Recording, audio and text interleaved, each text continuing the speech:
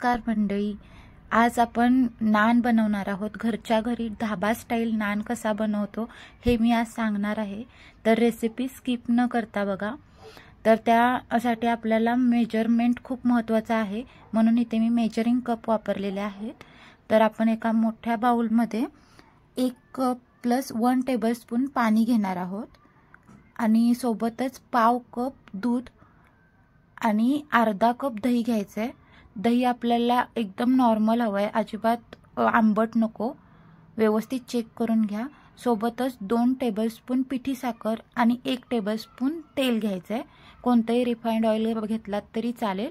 आणि ह्या सगळ्या ज्या गोष्टी आहेत त्या एकसारख्या एका डायरेक्शनमध्ये फेटून आपल्याला मिक्स करायच्या आहेत। एकदम फ्लफी असं ते बॅटर तयार झालं पाहिजे। असं 2 ते 3 मिनिट चांगलं फेटायचं। बघा मी तुम्हाला जवळूनही दाखवते। व्यवस्थित सगळ्या गोष्टी मिक्स झाल्या, दही पाण्यामध्ये व्यवस्थित मिक्स झाल्यानंतर आपल्याला ड्राय इंग्रेडियंट्स टाकायचे आहेत। तर मी इथे 2 कप मैदा आणि 1 कप गव्हाचं पीठ घेतलंय।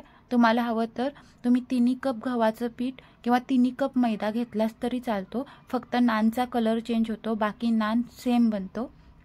तर मी इथे 2 कप मैदा आणि 1 कप गव्हाचं पीठ घेतलेलं आहे। सोबतच 1 टीस्पून बेकिंग पावडर आणि पाव टीस्पून बेकिंग सोडा घ्यायचा आहे। या 2 गोष्टी खूप महत्त्वाच्या आहेत। इस्ट वगैरे वापरून फर्मेंट केलं जातं पीठ, पण ह्या 2 गोष्टीने घरच्या घरी मस्त फर्मेंट होतं। चवीनुसार मीठ घालायचं आहे आणि ह्या ड्राय इंग्रेडियंट्स जे आहेत ते लिक्विडमध्ये हलक्या हाताने मिक्स करून घ्यायचे, जेणेकरून त्याच्या गुठळ्या तयार होता नाहीत। व्यवस्थित मिक्स झाले असं आपल्याला वाटल्यानंतर मग हाताने मळत मळत त्याचा एक गोळा तयार करायचा आहे। वरून आपल्याला अजिबात पाणी घालायला लागत नाही, एकदम परफेक्ट मेजरमेंट आहे हे। ह्याच लिक्विडमध्ये पूर्ण पीठ भिजलं जातं। सुरुवातीला सुकं वाटेल, पण तुम्ही अजिबात पाणी घेऊ नका।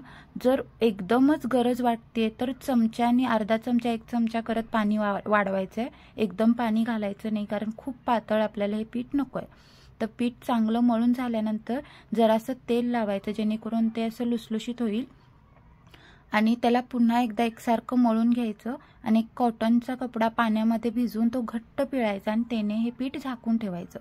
एक अर्धा तासानंतर आपल्याला हे पीठ उघडायचं आहे। बघा किती छान फर्मेंट झालंय, मी तुम्हाला दाखवते। मस्त असं मऊ लुसलुशीत झालंय। असं परफेक्ट पीठ आपल्याला हवं आहे नान बनवण्यासाठी। पुन्हा एकदा जरासं तेल लावायचं आणि व्यवस्थित त्याला मॉलिश करून घ्यायचं एकसारखं चारी बाजून। बघा छान स्ट्रेच होतंय पीठ, असं झालं पाहिजे। तर व्यवस्थित तेलामध्ये चांगलं मळून घेतल्यानंतर आपल्याला ह्याचे गोळे करायचे आहेत।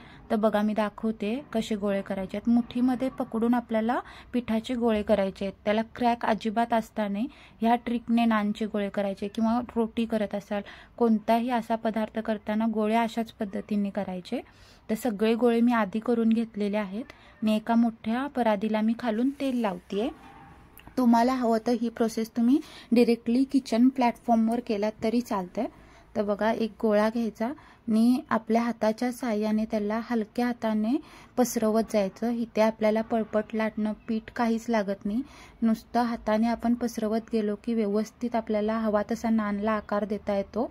पण लक्षात ठेवा, खूप पातळही करायचं नाही आणि खूप जाडही करायचं नाही।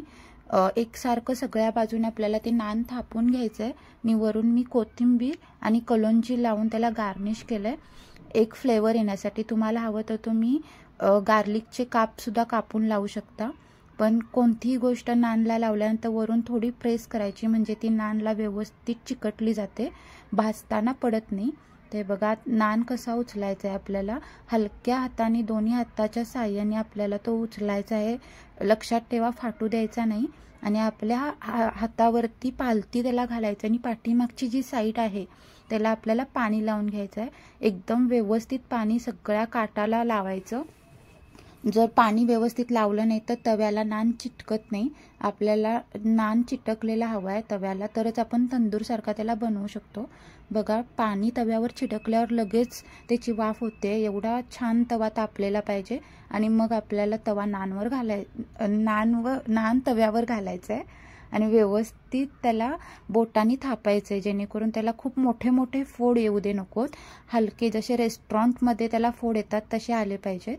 खालच्या साईडने व्यवस्थित नान भाजला की आपल्याला तवा परतायचा आहे. लक्षात ठेवा, नान बनवण्यासाठी एका हँडलचाच तवा वापरायचा, तरच ही प्रोसेस आपल्याला करता येते. तर एक ठराविक अंतर ठेवून नान व्यवस्थित शिजवून घ्यायचं, व्यवस्थित भाजला पाहिजे. आणि मग लास्टला एकदम जवळ न्यायचं नानला आणि कलर येण्यासाठी नुसतं 1 ते 2 वेळास फिरवून घ्यायचं, जेणेकरून त्याला छान कलर येतोय. बघा मी दाखवते त्या प्रकारे.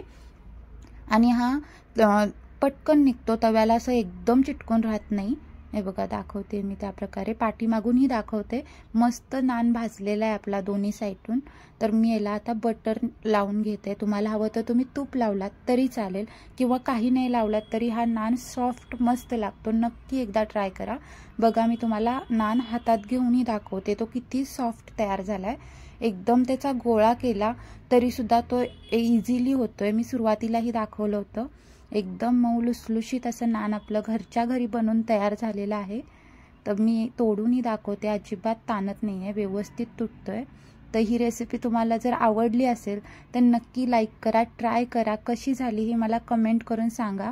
माझ्या रेसिपीज जर तुम्हाला आवडत असतील तर माझ्या चॅनलला सबस्क्राईब करा, ते पूर्णपणे फ्री आहे.